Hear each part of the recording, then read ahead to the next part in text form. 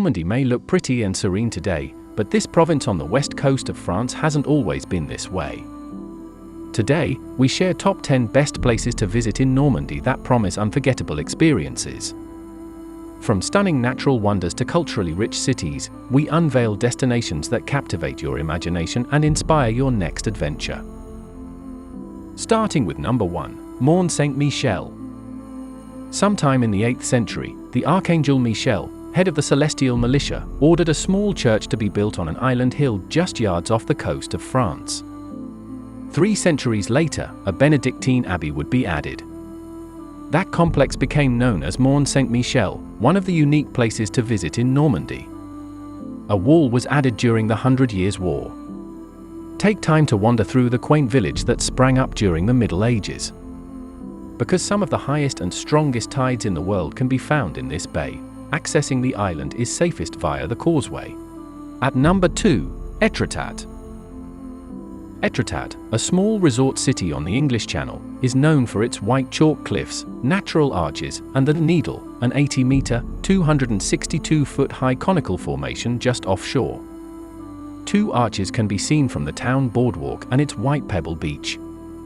You can also walk through the Falaise-Aval Arch at low tide. The hill above the chapel of Notre Dame provides great views. Étretat is also famous for being the last place the White Bird was seen in 1927. 2 French pilots piloted the biplane, hoping to be the first to fly the Atlantic non-stop. They were never seen again. At number 3 in our list, D-Day beaches. One of the greatest invasions of all time took place on June 6, 1944, when more than 160,000 Allied troops landed on 5 Normandy beaches, their mission, to liberate France and then the rest of Europe from Nazi occupation. Before the bloody month-long Battle of Normandy was over, more than 10,000 Allied soldiers would die on the beaches of Omaha, Juno, Gold, Sword, and Utah. Several thousand Germans also died in the battles on this 80 kilometers, 50-mile stretch of French coastline. Today, the D-Day beaches are marked by war cemeteries, memorials, and museums. At number 4, Cherbourg. Due to its strategic location on the French coast, Cherbourg has been important militarily, with Louis XVI and Napoleon making it first-rate. A French Navy arsenal is located there today. It is also an important port for fishing and yachting. A cross-channel ferry runs between Cherbourg and Great Britain. As expected in a coastal town, many tourist attractions center around the sea. There's the Redoutable, the world's largest submarine that is open to the public, and La Cité de la Mer with its 17 aquariums. Visit the Museum of Liberation at the Old Fort du Roule and the historic town square. At number 5, Bayeux. Bayeux, founded in the 1st century BC, is famous for the Bayeux Tapestry, a 70-meter, 230-foot-long embroidered work featuring 75 scenes of William the Conqueror invading England in 1066. It is on display at the Bayeux Museum. Nearly 900 years later, Bayeux became the first French town to be liberated from the Nazis during the D-Day invasion.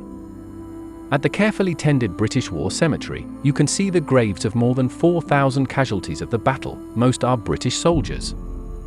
Bayeux Old Town is just made for wandering, so be sure to wander by the Gothic Notre Dame Cathedral that was consecrated in 1077. At number 6 in our list, Caen.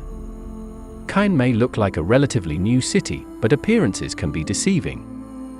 The city was rebuilt after being heavily damaged following the 1944 D-Day invasion of Normandy. The Memorial de Caen commemorates this.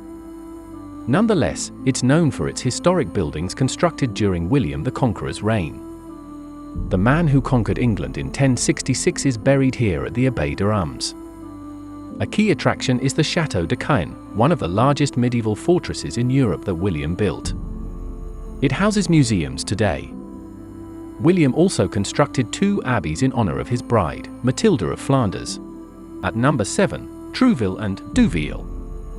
Known as the Parisian Riviera, Trouville and Deauville are like 2 sisters from different mothers. They both have beaches, boardwalks, casinos, and Belle Epoque villas. There the resemblance ends. Deauville, which was featured in the 60s French movie, A Man and a Woman, is traditional, hosting film and jazz festivals, regattas, and golf tournaments. France's oldest seaside resort attracts the rich and famous. Trouville, across the river, is casual, laid-back and more family-oriented than its sister.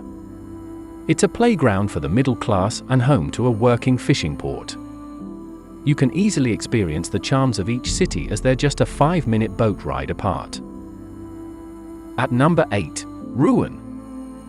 Rouen, the capital of Normandy, is known for many things, including being the city where Joan of Arc was burned at the stake in 1431.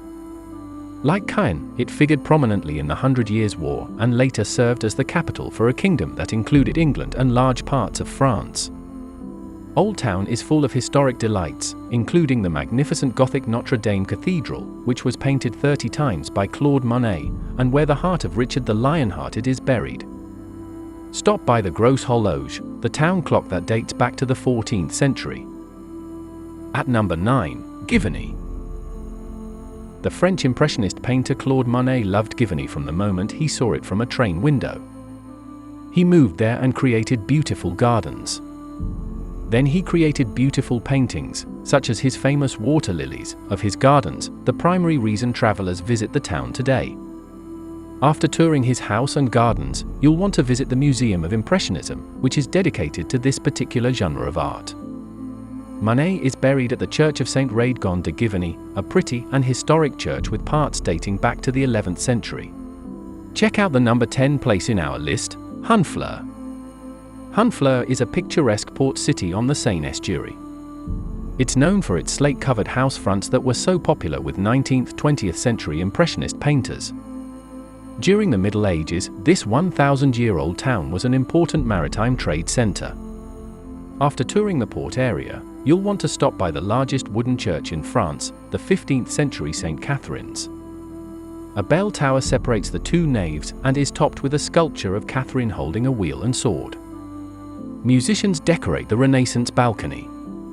Other attractions include 2 old barns where salt to preserve fish was stored and a crayfishing sloop. Thank you for watching Vacation Plus.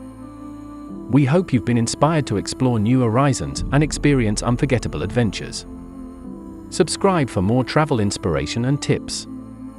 Safe travels, and see you next time on Vacation Plus.